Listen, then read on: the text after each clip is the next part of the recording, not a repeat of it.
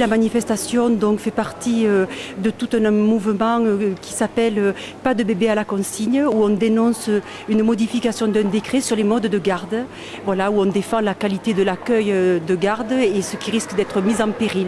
Au niveau de la formation aussi, jusqu'à présent, la formation prévue, c'était 50% de personnel formé.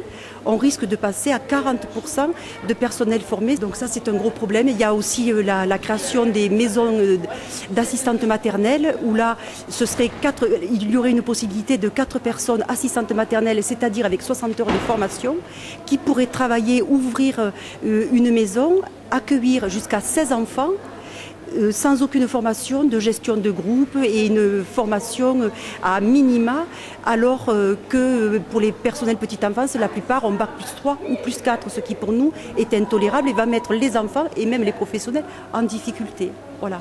Nous, ce qu'on prône, c'est une qualité de l'accueil, et donc si on charge avec encore plus d'enfants, on aura moins de disponibilité pour s'en occuper, ça va devenir de plus en plus difficile, y compris matériellement, avec des crèches qui sont construites pour une certaine capacité d'enfants, et donc là, il faudrait même rajouter des lits pour accueillir des enfants supplémentaires. Alors nous, on n'est pas contre accueillir des enfants supplémentaires, mais simplement, il faut qu'il y ait des moyens adéquats, c'est-à-dire des créations de postes et des créations de places de crèche.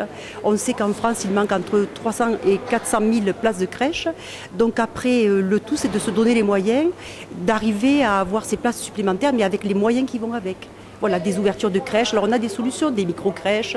Voilà. Alors effectivement, ça coûte de l'argent tout ça, mais pour la petite enfance, on estime, nous, au niveau du collectif, que ce ne sont pas aux enfants à payer la crise, quoi. Voilà.